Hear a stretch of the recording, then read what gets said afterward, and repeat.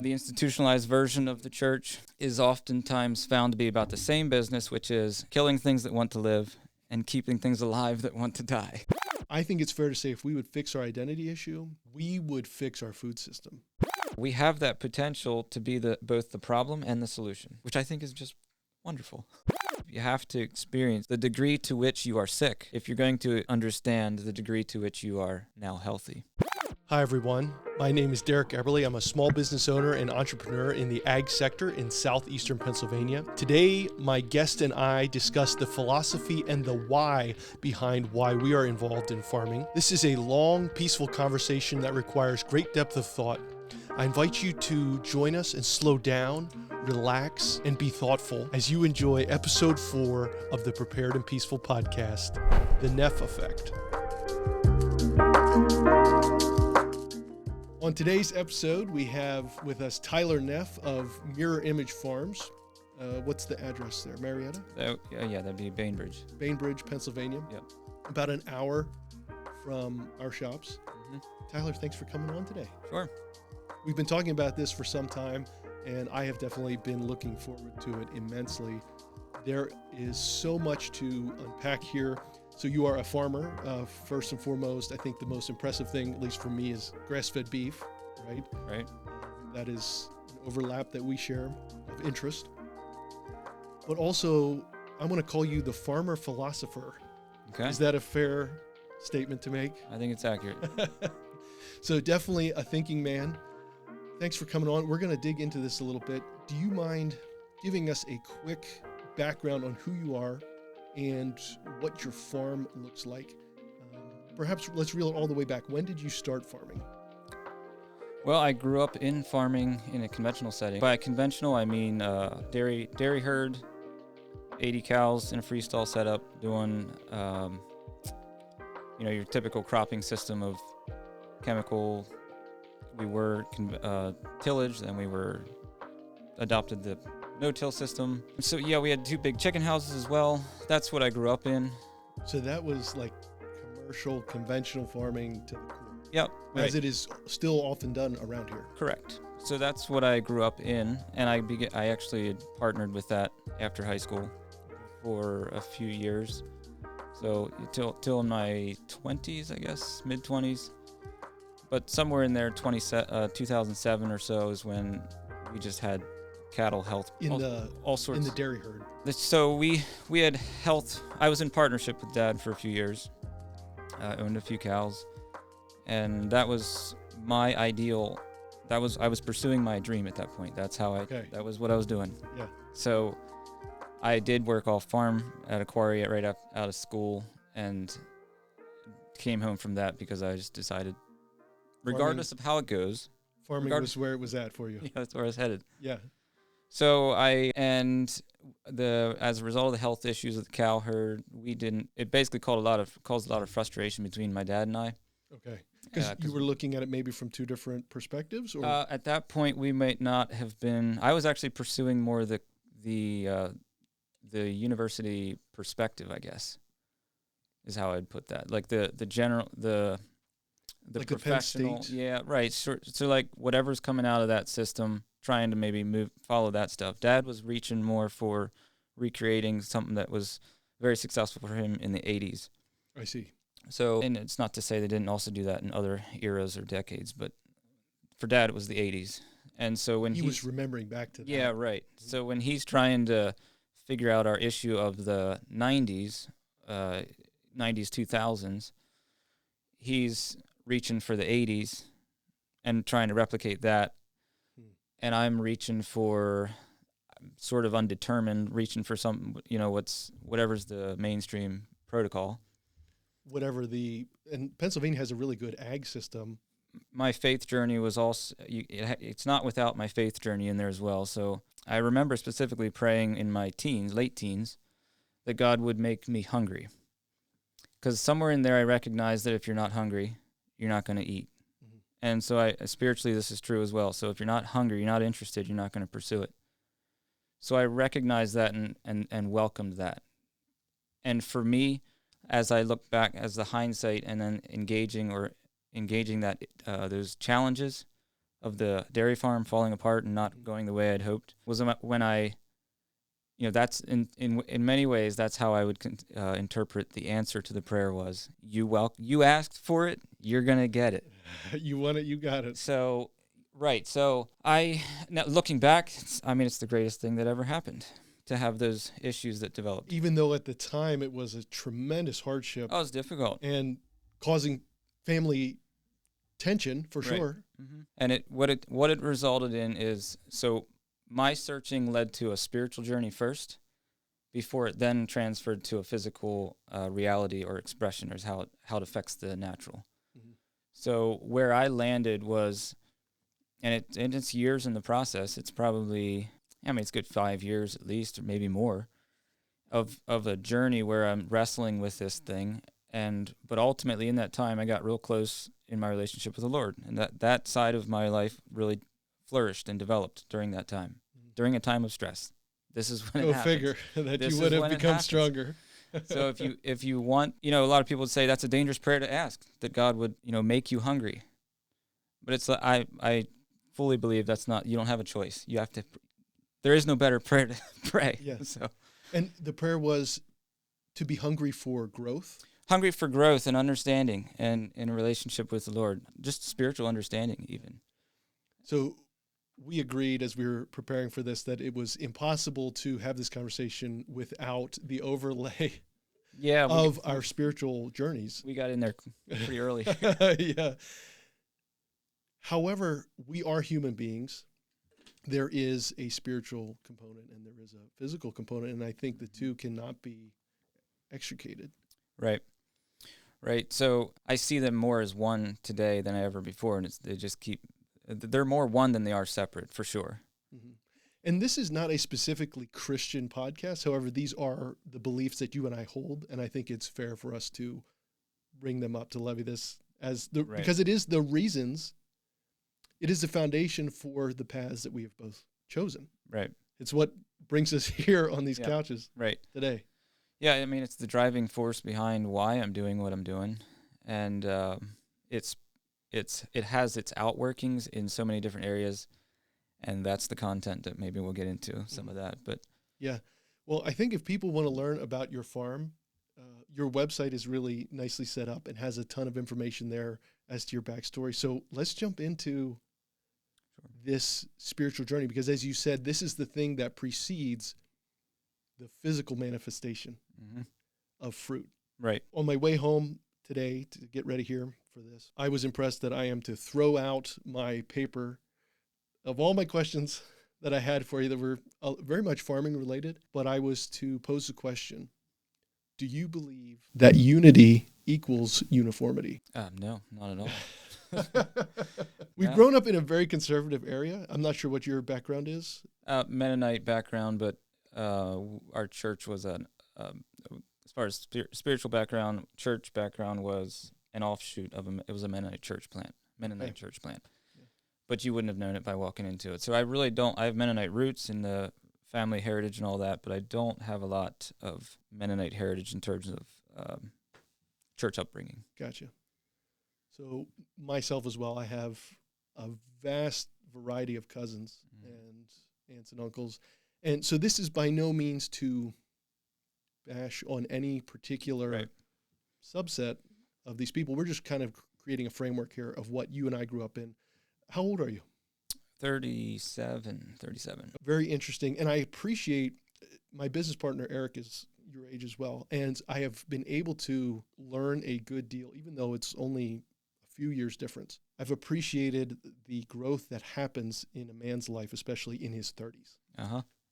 Right. And really, that's when you begin to bear fruit, I think, because sometimes the 20s can be challenging. And like you said, learning a lot of hard lessons and having to go through that in order to get to the point where you can bear fruit. Still working it out. There's a lot involved in the process of bearing fruit, and fruit that's perceived to be good at one season is not so good in the next. And in other words, that you would learn that fruit is not as... It's a growth cycle. It's sort of like the successional elements that are in the way nature successionally grows, right? 1 year is different than another, as to a plant-based that flourishes in one year. Apples, or really any vegetable or any farm product being a prime example of that, that different years are different. If you have a really hot year, your hogs grow slower. Right. If you have an early frost, you can lose apples. Yeah. So like last year was a cherry year. It was a strong cherry year. Yep. It was not a good, it was a middle-of-the-road nut production year. Mm-hmm. So there's different, there are, I mean, that's just speaking to the successional nature of things. One season's a little different than the next, but yeah, we're talking about fruit in our 30s, huh? Yeah. So. The challenges of your 20s now coming through, what fruit are you now exhibiting that you might be excited to talk about? Because obviously there's probably still some areas you might want to work on. I know I have them. Mm-hmm. What are you most excited about in your 30s? The whole idea behind Prepared and Peaceful is that we bring on people who are excited for the future. I've always been excited for my 30s. You don't hear a lot of people say that. I remember growing up, there were other parents visiting with my parents, and they were, 30 was a big deal, right? You were no longer young. Mm. And this would have been the late 90s. I think that there is a perception shift happening in our culture where we realize that, or at least some people realize, that the time to walk in the lessons you have learned is a very, very sweet time. Where my mind's going to is there are areas of my life that are so much more easy to live into and bear fruit from than what were, and I can see the success, or I can see I guess I would say cascading compounding effect over time, and that there's and part of that is recognizing what fruit is produced by nature and what fruit is you're trying to force it to happen. So part of it's actually maybe reading along the way. When you're young, you're reading, well, what am I called to do? Versus what comes natural. And so some of it's maybe a navigational process of stop doing what you aren't called to do and do what you're called to do. And so part of it's like living into, or, maybe it does take to your 30s or late 20s. I mean, everyone's at a different stage, so. Right. It's hard to compare. Yeah, it's not really specific to a 30s or a decade. Correct. Or anything like that. But the process of producing fruit, I would say it's actually has more to do with your identity, right? So Absolutely. You know who you are, and you don't know who you are by some kind of self-conjured up thing. For me, it's a direct line from your relationship with the Spirit, which is an internal state, and it's an internal relationship that governs external expression. Mm-hmm. And so when you get that internal thing figured out, you're not chasing external expressions that somehow try to validate the internal thing. You don't need that anymore. You just need internal state. Because your internal state is proper, the external state follows, and it comes by nature instead of it naturally forced. Becomes proper. Right, and that it's your food source that gives you life, as compared to trying to produce things that you're not even designed to be producing. Like, I mean, we're getting into the gospel at that point where you're talking. So I would describe the food system and the church the same, about the same business. I might have said this before to you before. I'm not sure. I've often described the food business or the food system and the church, and what I mean by church is a religion or an institution. The institutionalized version of the church is oftentimes found to be about the same business, which is killing things that want to live and keeping things alive that want to die. When we're trying to force ourselves to produce fruit versus finding it from within, when we're using external measures to try to overlay a system and produce it, make it produce fruit, force it to do it, something that's against its, like against your flesh will not produce the good fruit. Doesn't even have in its capacity to do it. Mm-hmm. That the fruit that Jesus called us to bear. Exactly, right. Mm-hmm. So can we pause for one moment? We can, because we're going. No, this is perfect. I want to ask the question, and this is for the listener, right? In your life, what has been a specific fruit? Because I think it's fine to use general terms. Mm-hmm, right. I think we crave specificity. Yeah. So let us define fruit.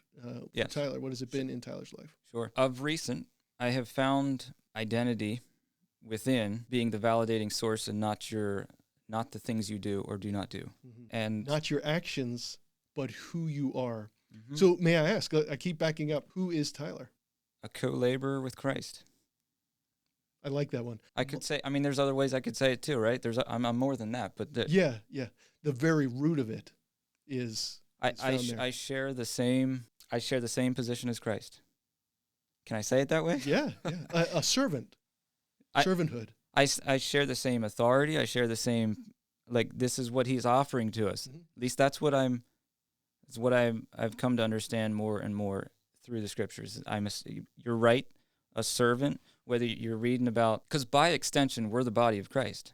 Correct. Right? Yeah. So what he does, the way he thinks, the way he does, previous to the work of Christ in our lives, previous to coming to terms with what he has done for us, that doesn't encompass everything that happens in that, but I'll just leave it there. We're being a little reductionist intentionally to get back to the... So, but what is for Christ has become what is for us. And so what he, like the work that he is doing, has done, is doing, and will do, is the work that we are also part of. So I guess what I've found myself in terms of the fruit for Tyler, right, for what it has produced is, well, first of all, it produces this fire inside that I don't know how to describe it except like a passion for pursuing truth, perhaps. Maybe that's what it is. And then being willing to repeat it and talk about it and speak it into existence, as in existence being speaking into the environment, influence your space and place. Yeah. Based on these internal things that are happening. So fruit for Tyler is I am increasingly fascinated with I don't actually know what to make of it, but I'm increasingly fascinated by my lack of need to hear people encourage me. And I know this could be, this could be possibly like, well, there's an arrogant. Yeah. But it's like. But we are actually talking about where are we drawing our inspiration from? Where are we drawing our source of truth? Right. And it does become very important. And what happens is you need to learn to parse between the different voices you're hearing. Mm-hmm. So growing up in the admittedly very conservative Mennonite culture, I think there's a ton of value there. There's a really high emphasis placed on the fear of God. But then what happens, there's also a big emphasis placed on the fear of man. We can talk about narcissism another time, probably. There's a lot of this kind of woven in to this idea. But I think I grew up with the concept that I really have to live up to others' expectations. And that has been the greatest producer of anxiety in my life. Mm-hmm. To overlay my natural ability and giftings, as well as my spiritual calling, to overlay that with another human's expectations, who may or may not have had my best interest in mind. Sure.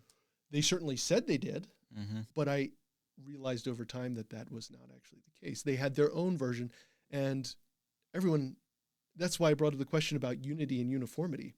There's a misconception that by being uniform, the body of Christ will then become united. We're given the description of the body being a literal body was the metaphor given. Mm-hmm. The hands, the feet, the head. Very different in their workings. Right. And their giftings. Anyone who's ever tried to, peel an orange with their forehead would know that there are very specific giftings to the hands. Mm-hmm. And yet I have at times felt like I was trying to peel an orange with sure. forehead. Right. That's a stupid metaphor. Well, no, but it's getting to the same thing. So like when we're talking about the food system is often found itself, and the health system is the same way, where we're addressing symptomatic issues, but we're not dealing with root issues. Mm-hmm. And part of it is, again, we're trying to keep, like I would describe the church, the institutionalized church, religion, as trying to keep the human alive when the human needs to die, killing the spirit when the spirit is the one that wants to live. So that's, I find that the similarity in that those share is not coincidental. I think it's completely accurate with what humans will do. It's the human tendency is to try to control for a certain outcome through the measures that we do. And that's what we do, is we try to do it from an external state. We do it to each other. Yeah. We do it to ourselves. Yeah. And it is not the fruit that comes natural. It is not the fruit that comes easy. Mm-hmm. Like, you are required to die, to lay down, to and that's from that position of dying and then rebirthing or coming alive again in Christ is the state of, like, he's the one that changes your desires. Previous to that state, his ways are higher than your ways. His thoughts are higher than your thoughts. That's true in your previous state. But in your current state, in Christ, you're now going to start thinking like him. In your born-again state. Mm-hmm. You're called to bear spiritual fruit, good fruit, right, that is of the Spirit. Right.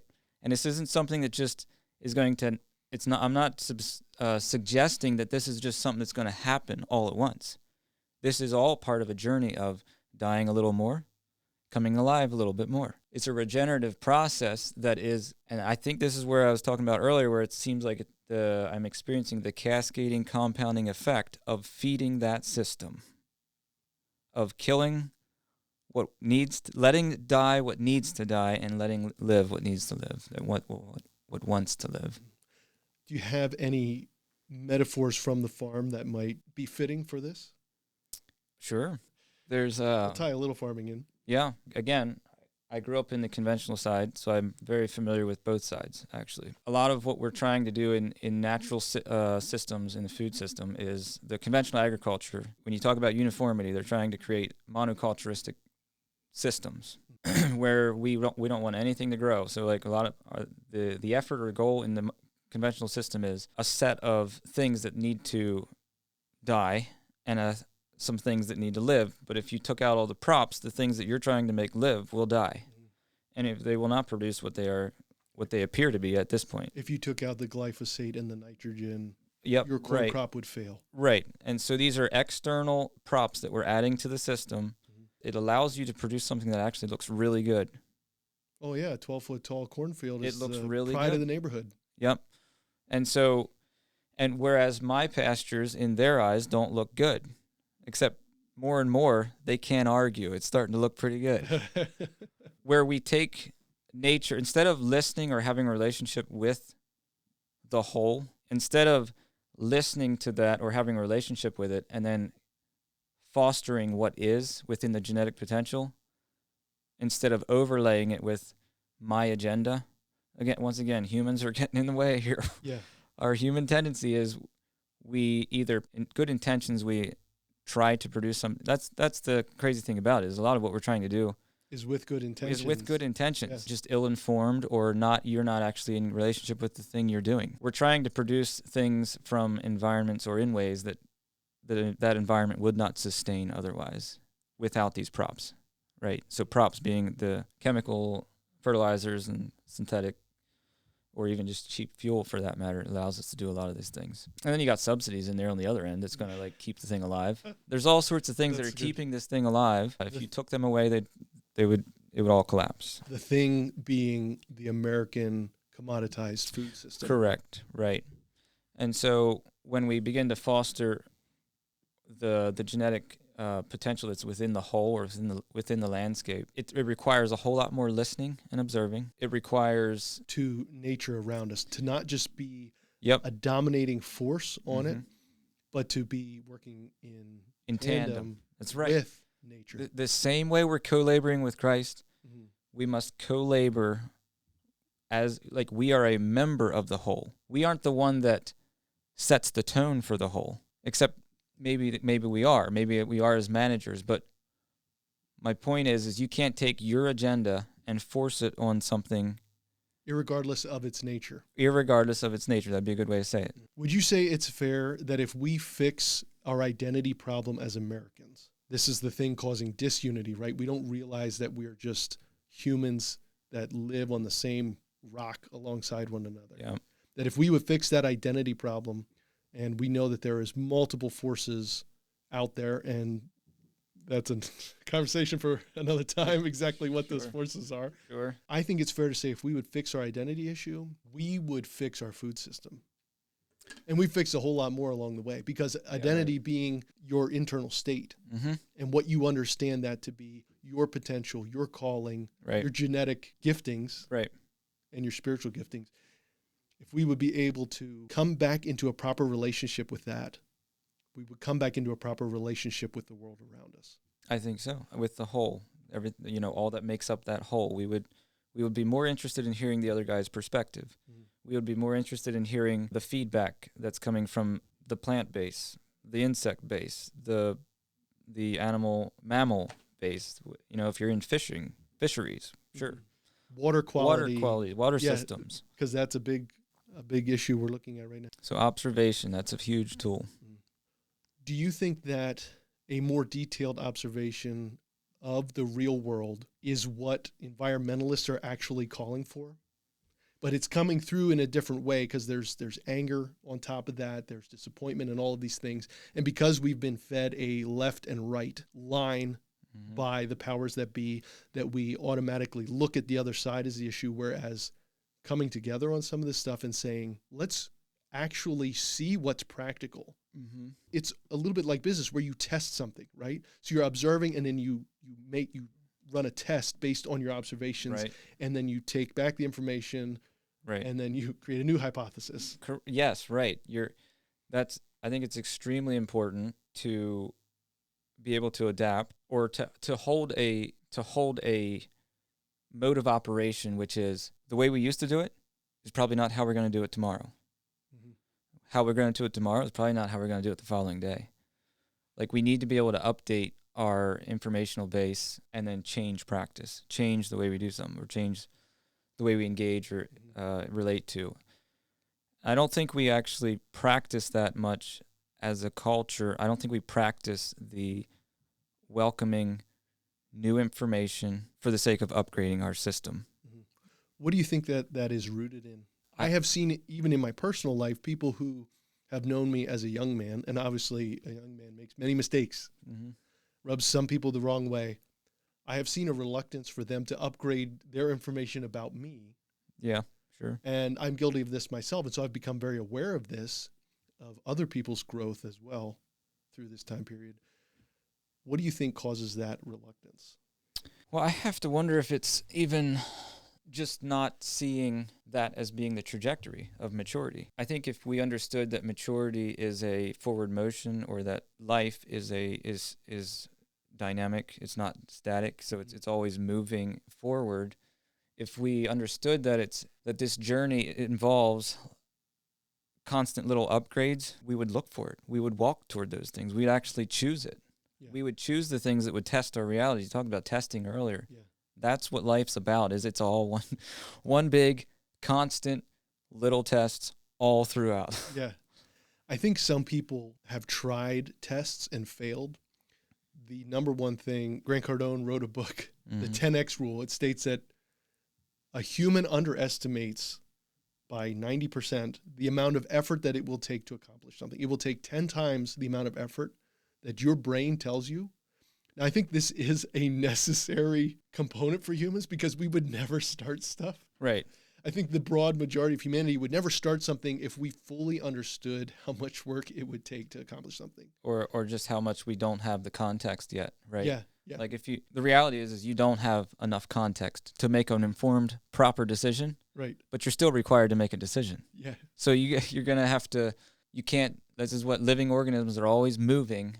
Mm-hmm. So, but then we can get paralyzed with that kind of thought or thinking where it's like, well, if I'll never have the right context to make a proper decision, then I just won't make any decision. You spend all your time trying to gather context, maybe, and you just never make decisions. Analysis paralysis. Yeah, sure. I've heard it called. Yeah, right. Whereas people are so afraid of making a mistake that they just continue to gather information and never are able to pull the trigger. Yeah. Would you say it is a more rewarding life to be able to make a mistake and laugh about it and or fix it? That's the beautiful thing. Yeah. If you make a mistake in your business, I say it's often a chance for really good customer service, depending on the nature of the mistake, obviously. It's absolutely necessary to be able to make mistakes and learn from them. What I'm wrestling with a lot lately is, how do we best position the next generation to make the mistakes, but also not burn down the house completely? That's what I am wrestling with quite a bit of late, because each generation does need to learn anew how to trust. You know, in the scripture it talks about that, where each generation needs to learn anew how to trust in their God. It's quite evident that we don't actually get the thing until we spend some time in the dysfunctional side of it. So, until we understand the need for change. Right. So before we implement change. So it's like, how do you create a culture where the next generation can fail on little levels and not so big that they burn down the whole thing that you built? Yeah. Talking about mistakes, what was one of the biggest mistakes that you made starting up your farm? But that ultimately ended up being a huge point of understanding. So I can go first. There was a summer, of course, I run Mountain Man Mobile Processing, and that is an inherently, mobile slaughter of pork and beef is an inherently difficult and stressful process for the butcher. It works out pretty good for the animal. Yeah, sure. If I can say it, it's rather humane in that the animal gets dispatched in its place of growth on the farm. However, all that stress is then transferred to the butcher. And I remember my first summer, I use a 300 blackout rifle. I remember the first summer of testing different loads. Yeah.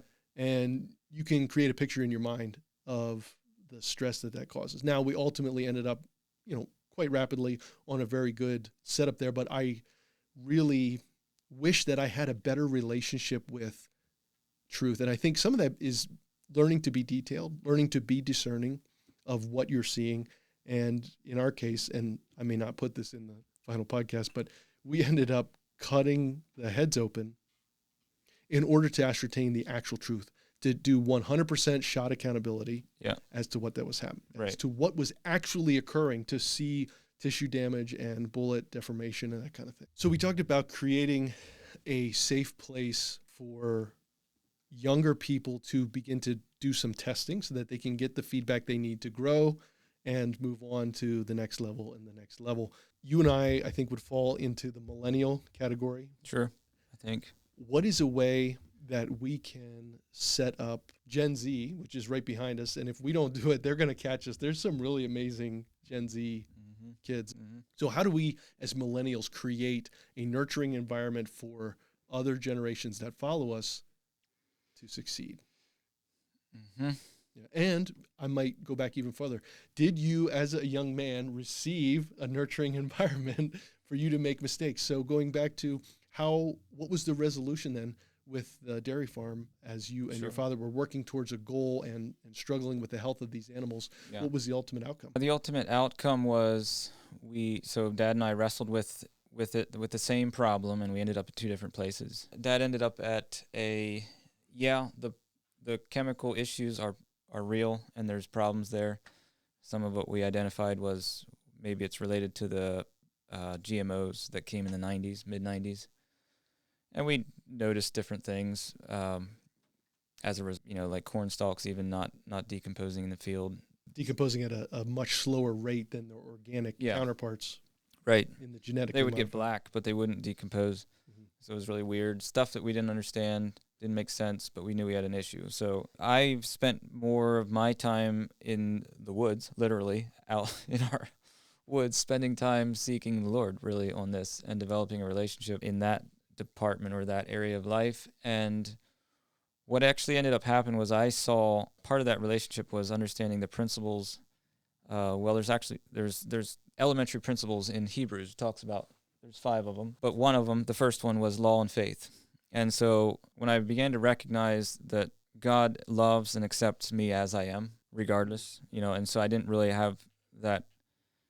You talked about emotional intelligence. We didn't experience a lot of that in my upbringing. Growing up in the late 80s and 90s. Yep, right. I didn't experience a lot of the sort of like the identifying and being in touch with that side of life. That side of life actually, and that's like the introspective looking internally, happened during those years of trauma and test on the farm, right? Well, really what it was is I began to identify a bunch of different principles and patterns within the spiritual side of life, and then I began to see them in the natural side. And that, when I saw them replicating, I was like, that was a big moment. Well, it ruined it for me. I could no longer engage with the old system, with the conventional agriculture. So I did stay in the farm for a while, and basically my mind was just, I was there in body, but my mind was freewheeling on this, what I now is Mirror Image Farms. I began to write it down. So, and I'll just say that Dad ended up at, partly because he's got the investment right in the farm, and he was nearing a place of paying it off. And so he wasn't ready to shift the farm in that way, which kind of makes, I mean, I understand how difficult it would have been for him. So basically what I did was spend the next 5 to 10 years, 5 years at least, I don't know what it was, writing down the vision. Somewhere in there I recognized that it's extremely important to write it down. That's what I did. Yeah. Write it down. And it's well documented. It's on your well website documented as well. There's Well, a nice little there's a whole lot portion more of than it. what's on the website. I believe that.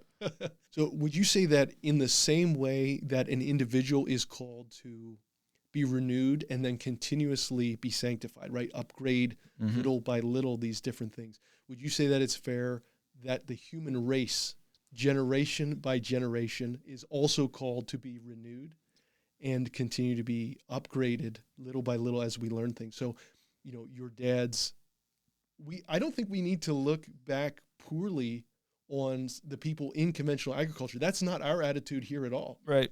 It's saying that as we move forward, as mankind understands the earth around them better and better, that we are called to respond to the truth of what we are seeing, Right. and to continuously, albeit slowly, Right. upgrade as we find what the place we're supposed to settle on, the truth. Yeah. Yeah, and it as plant species go from generation to generation, current generation plants are better suited for their environment than previous generation plants. And animals the same. So that's the whole adaptive nature of things, right? So I think the same is true of humans on a societal and a spiritual level as well as a physical level with humans as well, where take someone from 200 years ago and stick them into our environment today, they wouldn't be able to handle the chemicals that we're exposed to now. Were you the one that said that to me? I heard someone else just told me that as well, that they do not believe that someone from the late 1800s would be able to deal with the toxin load. I don't think they would be able to. And so I think there's a lesson to be learned there, I think, in that I would say that, the current generation is better suited for the future than the previous. I mean, it makes sense too. So yeah. it's like, and humans being a superbly adaptive race. And I think one of the adaptations we have to combat is like looking at the health of the world around us. I think there is truth to the environmentalist agenda. There is some truth to the fact that we are actively harming our soil and some of those things. But I think there's a way that we can approach it that is much more holistic than everyone just beginning to eat cricket flour. Sure, yeah, right. Balanced was the word I was thinking of. Yeah. But I think on many issues, you will find a truth and a truth. You know, so they're two ends, the two extremes of pick your issue. Right. I think more often than not, both of them are correct. And that's why you can't get people to move off of them. Yeah. You will never prove someone that their side is not correct. But at the same time, we do need to shift our, the individual needs to be able to hold two ends at once. I think the infantile mind in our culture can't accept that. Yeah. I think the mature mind can grasp the two ends and properly balance the two. There's no good prescription for that either. It's a case by case. Yeah, because of the nuance and the dynamic nature of it, that it's right. But if we could set forth a pattern is there, where there's a tendency for two ends that are both true, 100% true, right, but void of each other, you only have half truths. I think that's what perpetuates the most is the half truths, which is basically a truth living outside of the context of its other truth. Right. The balancing portion of itself. Right.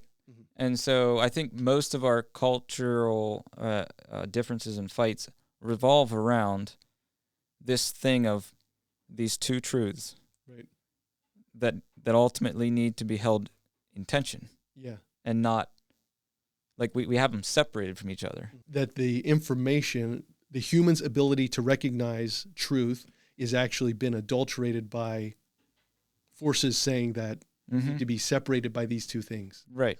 Yep. Division. And that's a wonderful tactic for getting humankind to tear itself apart. Yeah. And to destroy what's around it rather than create in the way that we were intended to steward and to create. Right. A lot of people, especially in the environmentalist agenda, believe that we are destroyers, that humankind as a species is something that tears the world apart and is a consumer. Mm-hmm. But I actually hold we are to go and take from the earth, but also we can restore and reclaim and build as we go. I think it was Alan Williams.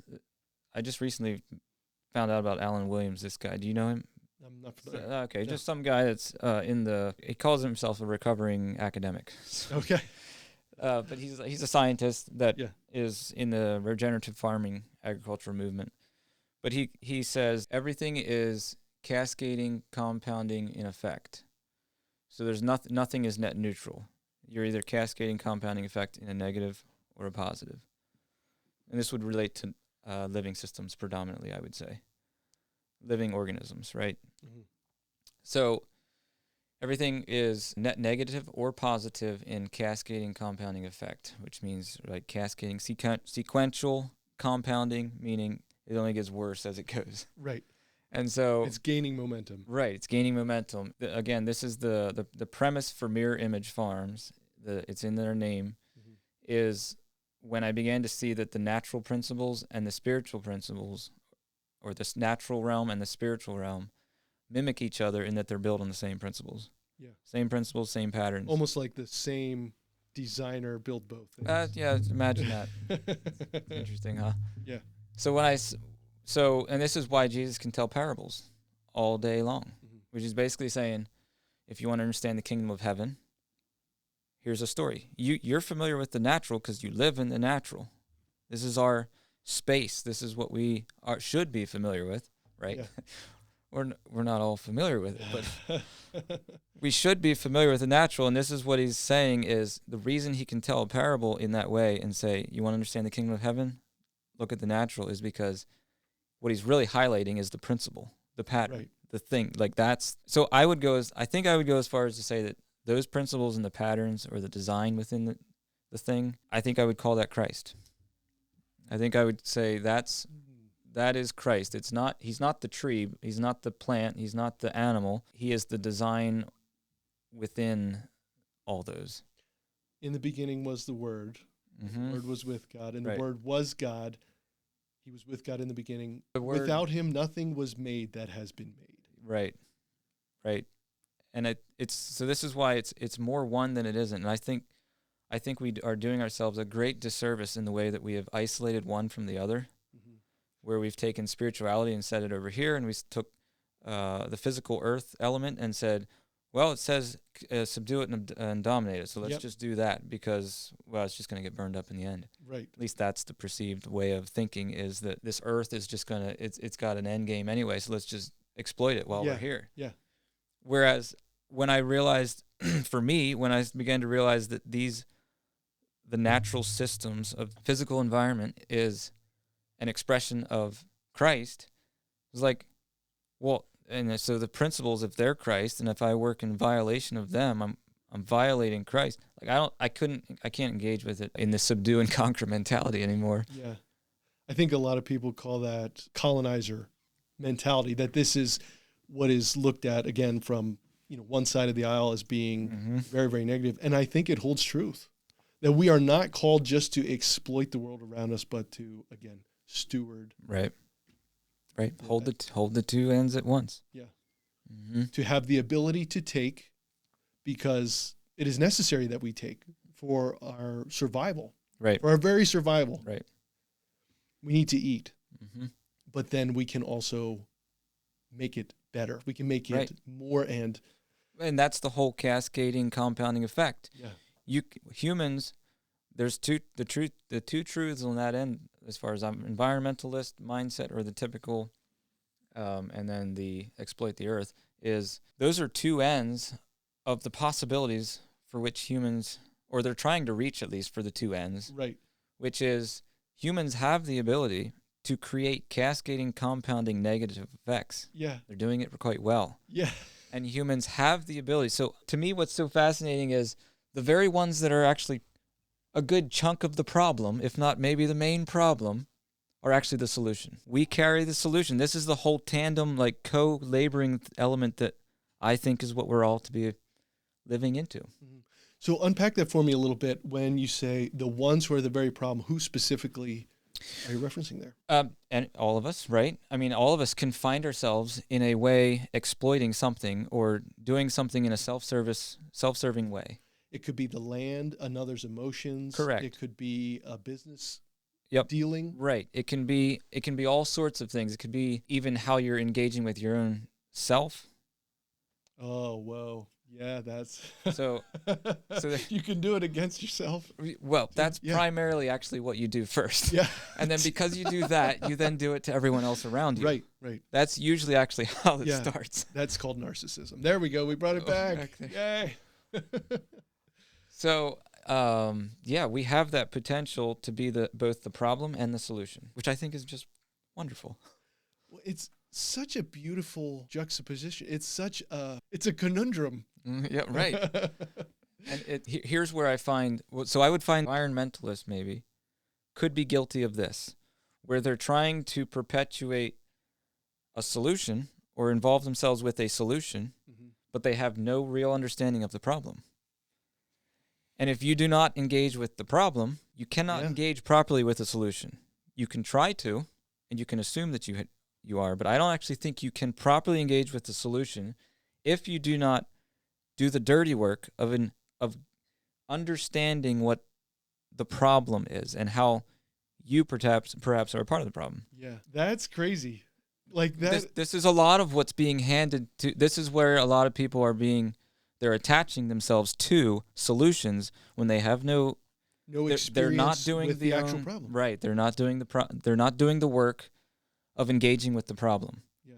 They're letting someone else do the work, hand them the solution, and then they think they're about some noble thing. But they have not done the personal. It won't stick. What they're doing won't stick. Like they won't have a lasting. This is what concerns me most about that is the sticking power to pursue it in the long game. You won't have the endurance to really make a difference. If you are taking. I don't think so. If you're taking a solution from someone else and you have not actually engaged with the problem, you won't have the endurance to make a difference. I don't think so. Just by the nature of it. And if you look at it from the other side, so farming, conventional farming, is directly engaging with the problem, right? Yeah. And they're taking down solutions from chemical companies, pharmaceutical companies, in the case of veterinary. Yeah. And they're not actively engaging with the problem, which is, you're saying, what you have attempted to do with Mirror Image, which is to combat the natural with the natural, to take it hand in hand and work with it. Yeah. It's like empower the system that's already there. Yeah, right. I just want to sit in it. Right. Let it marinate around. I think that's my larger concern for the regenerative movement is that people would link up with it without doing the internal work. Okay, so I referenced a video take that I was not able to publish earlier because it was done in angst. There are people engaging with regenerative agriculture who have not done the internal work. Yeah.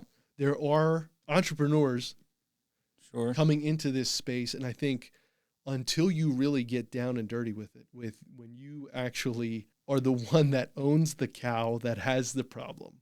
Right. Sure. Things get real really quick. Right. When your $1,500 or $2,000 is sitting there trying to die, the reality is setting in really quickly. Right. And the way that you begin to think about solutions is very different. And so people that don't have the interaction with that problem. Yeah. My favorite cow is down. And that actually happened to me earlier this year. Wonderfully, she was able to make it through that. She just got a pinched nerve because she had a big calf. But she had a wonderful calf that's still alive. When you're in that scenario, right, it's go time. Right.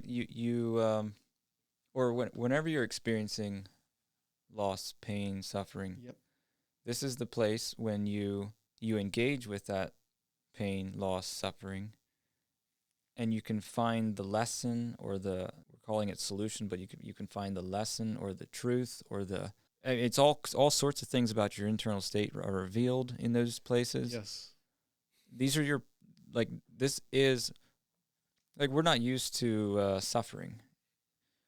we're used to running away from suffering.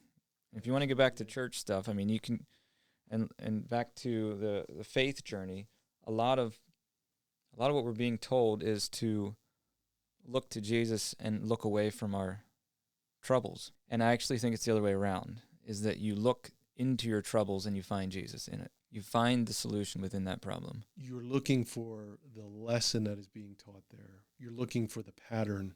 Mm-hmm. And ultimately, it may end up revealing something really awful about yourself. It likely will.